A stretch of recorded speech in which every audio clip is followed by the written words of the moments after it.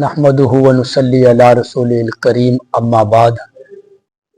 कब्रिस्तान में कुरान पढ़ने के मुतालिक हुक्म ये है कि अगर मुर्दों के लिए कुरान पढ़ना है तो ज़बानी कुरान पाक पढ़ने की इजाज़त है कब्रिस्तान में, लेकिन देखकर कुरान पाक का नुस्खा ले जाकर वहाँ बैठकर पढ़ना ये कुरान पाक की बेअदबी है, क्योंकि कुरान जिंदा लोगों के लिए आया है, मुर्दों के लिए नहीं। मुर्दों को इसाले सवाब पढ़कर किया जा सकता है।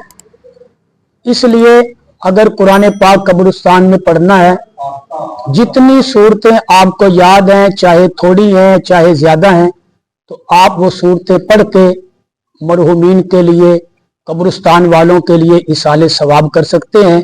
इसाले सवाब सुन्नत है, लेकिन कुरान का नुस्खा ले जाकर वहां खोलकर बैठ के पढ़ना ये कुरान पाक की बेअदबी है।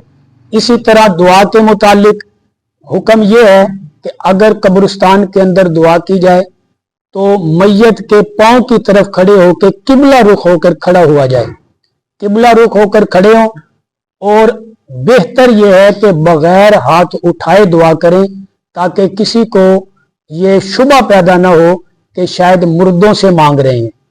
तो बगैर हाथ उठाए दुआ करें, और अगर हाथ उठाकर भी दुआ कर ली जाए तो वो भी ममनू नहीं है, लेकिन अफजल ये है कि बगैर हाथ उठाए दुआ की जाए और किबला रुख होकर दुआ की जाए, ताकि किबले रुख से ये बात मालूम हो कि अल्लाह से मांगा जा रहा है, कोई शुबा किसी किस्म का पैदा नहीं हो। क्यों कि आप सल्लल्लाहु अलैहि वसल्लम ने फरमाया इत्तकू मवाज़िहुत्तहम, कि जहां पर कोई भी शुबा, कोई भी तोहमत का कोई खतरा हो, किसी किस्म के शुबा पैदा होने का कोई वसवसे की बात हो, तो ऐसी कामों से, ऐसी बातों से बचना चाहिए। जैसा कि हदीस पाक में आता है, आपने फरमाया अम्मा आयशा रजी अल्लाह तआला अन्हा को कि आयशा, मेरा दिल चाहता है कि मैं बैतुल्लाह को उसी तरज पे तामीर करूं जिस तरज पे इब्राहीम अलैहिस्सलाम ने तामीर फरमाया था।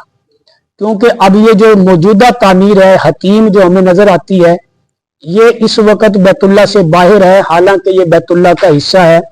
इब्राहीम अलैहिस्सलाम की तामीर में ये बैतुल्लाह के अंदर दाखिल थी, लेकिन जब कुरैश वालों ने ये बैतुल्लाह की तामीर की तो ये बैतुल्लाह से बाहर चली गई हतीम, वो पूरी तामीर ना कर सके। तो आपने फरमाया मैं इसलिए अब इसको शहीद करके वो तामीर नहीं कर रहा, हालांकि मेरी चाहत है कि लोगों के अंदर ये शुबहात पैदा हो जाएंगे कि ये बैतुल्लाह इन्होंने शहीद कर दिया।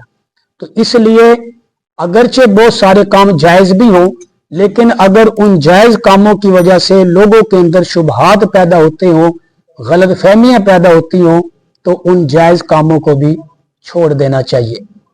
इसी तरह कब्र पर खड़े होकर अजान पढ़ी जाती है। कब्र पर खड़े होकर अजान पढ़ना बिल्कुल हराम है। ना ये हदीस से बात साबित है और ना ही ये कुरान से बात साबित है। इसलिए कब्रों पर अजान पढ़ना ये बिल्कुल भी जायज नहीं है।